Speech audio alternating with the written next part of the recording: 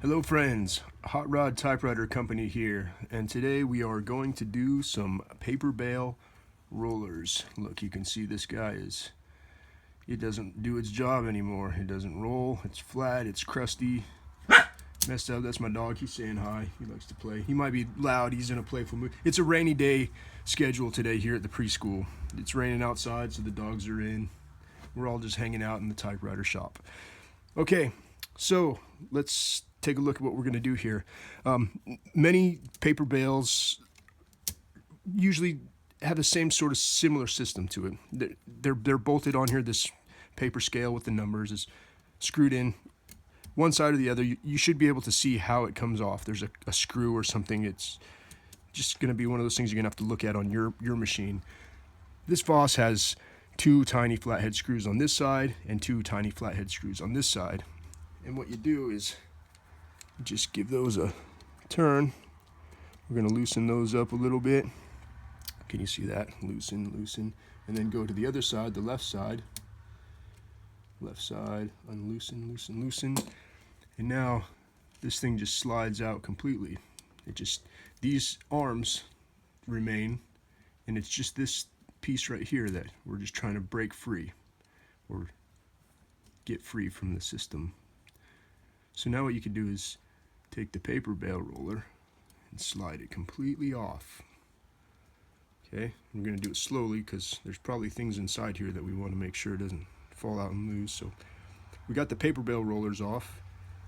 Let's set that down. We can get rid of the typewriter for now. Let me just secure this so it doesn't go where it's not supposed to. So tighten that up for a second. All right, see you later, boss. We'll finish you up later. Okay. So now we're working with a clean slate here. We got this. Oh, see, I just dumped out the part. Let's see where we are on the camera. Dead center is dead center. All right, dead center is dead center. So inside your paper bale, you got this ferrule tube, whatever it's called, a ferrule. It looks like a brass shell. And then you got this other little retainer piece, and that helps give it tension along that rod, so that way it doesn't just slide around without any sort of force at all. Yeah, so we're going to want to keep that separate, keep that safe, because the system will work without it, but like I said, the paper bale is just going to slide around without it. It's easy to put back in. The inner ferrule is what basically acts as the bearing, makes it roll. So everything we're working on out is this outside piece. You can see it's got, let me see, can we get some light in there? Yeah, it's got an inner and the outer rubber, or what used to be rubber. So we're going to throw this in the keeper container for right now, because we're not going to use that. We're going to have to take this old rubber off. It could be easy, it could be hard. This is hard. On this one it's hard, I know, because look, I already did it to the other one. Look, movie magic again. We tested out this process on one so we can streamline it for you. Yeah, see, the dog agrees. So yeah, here's the little shell casing. We'll set that to the side. So we got this piece. We're gonna have to get this old rubber off. Sorry, not in frame. We're gonna have to get this old rubber off. So I'm going to take a razor knife. You guys can use anything you choose to get it off. This razor knife is dull. You can probably rub it on your finger and it wouldn't do anything, but it's good enough to get this rubber off. So I'm going to work on that over here for a second. Get this off, and see, it's coming off in chunks. It's so dried on here. You see all these, it's literally crumbling. It's not coming off easy either.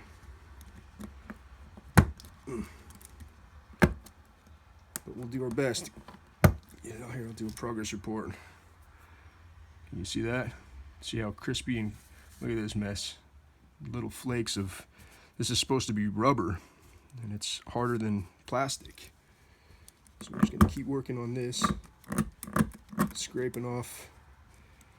I've never had them this bad before. I mean, I've had them come off in a solid chunk and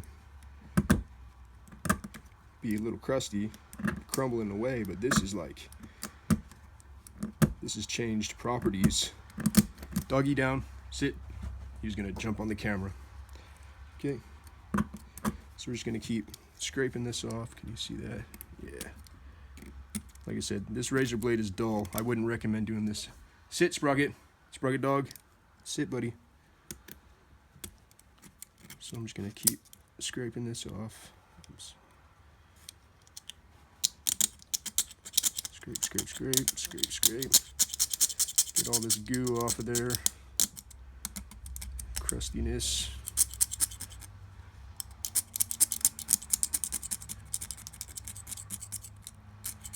Scrape, scrape, scrape. Cool. Now we'll deal with this mess later. We'll shake it out outside. Okay, so we got our paper bale cores, I guess you can call them cores. Now, what I like to use is these tubing from the auto parts store. This is vacuum line tubing. I have other tubing here. This is high pressure tubing used for like fuel lines. You can see it's got nylon string, nylon core, but it's not smooth really. It's got like, you can see where they vulcanized it around the core of the nylon strings. It's kind of lumpy, and this isn't good for feed rollers or paper bales or any kind of work like that. This is good for like Olympia body mounts. You see how it's reinforced, the donuts that go in the Olympia body to raise it so the carriage doesn't drag on the side. That's what I use this stuff for.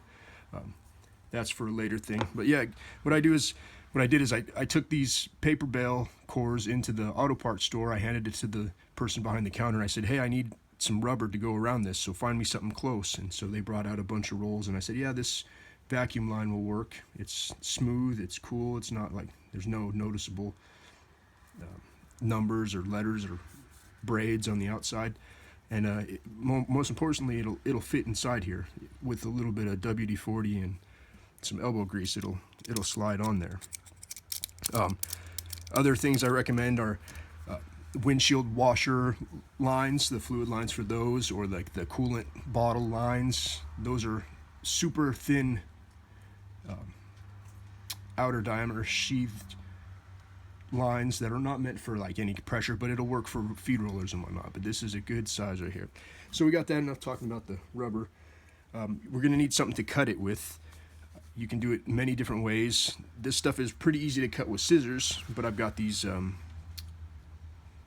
insulation cutters for electrical work. We'll use that today. Other than that, yeah, let's get to it. We can get scientific and we can measure exactly to make it look perfect. We can tape it off and make it look really, really nice. If I got an extra length of tube here, so if I mess up or if I don't like it, I can go back and try again. This is mainly for the video's sake. Let's see. So what we'll do is get our, these are 1.5 millimeter ferrules. So we'll go over here. We'll look where 1.5 is. 1.5. Maybe put a little mark on there, pokey, so we can see what we're dealing with. There we go. Got a little poke in there, so I'm gonna take these insulation cutters or wire insulation cutters, line it up on the thing, and then we're gonna just squeeze her down and catch her before she rolls off the edge. Now, like I said, this is a quick fix. I'm gonna probably go and spend a good amount of time taping this off with masking tape to get a perfect line, and then I'll probably go with a Dremel and I'll actually do a super smooth cut. But this is just to get an idea, like if you really wanted to get something to work. But you can see it's at an angle. It's not perfectly straight. Not good. Not what I want. So now these ferrules are ready for installation. You can spray a little WD-40 lubricant on it. Sorry, the doggies are playing. And then you could just slide it on, not let it fly off when you're looking at the camera. So yeah, we'll just give it a little push, Squeeze, squeeze, squeeze. Squeeze it together. Line her up. Feed it in. Slide it in. You can put these rubber tubes in hot water. That'll expand them, make them easier to slide around. Am I in camera frame still? Nope. So we'll just keep pushing and sliding. Using some elbow grease. Maybe get a screwdriver out. This way. Give this a hand. Hopefully I don't slice my fingers off. Think.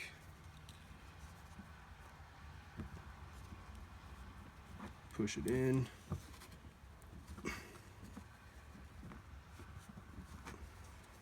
Yeah. So there we go. Now we got one paper bale roller finished. Like I said, this one isn't perfect. It didn't line up perfect. I cut it wrong just for the demonstration purpose. But what I'm gonna do is take some of this masking tape. I'm gonna measure out exactly. I'm gonna cut this edge flush first, my starting edge, and then I'll come back and I'll wrap this perfectly around so I get a perfectly straight edge. And then I'll come in with the Dremel and I'll cut right down that line of the masking tape to get it perfect. So there we go, feed roller.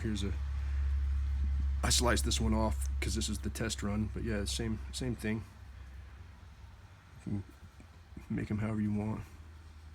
But yeah, to cut it off, I just sliced it with the razor, and now you can just redo it again as many times as you need. This is 97 cents a foot, so there's plenty of trial and error you can do and make it look perfect, but it will function. It will do the job. You can do this with feed rollers too. Find the right size of vacuum line diameter. Like I said, if you have to, warm this up in the sun, heat gun a little bit, little hot water. It'll get nice and pliable, stretchy. You can push stuff through the middle. That's it, guys, for today's little quick tip video on paper bale rollers. Very easy to do yourself. Thank you for watching. Hot Rod Typewriter Company. Have a good day.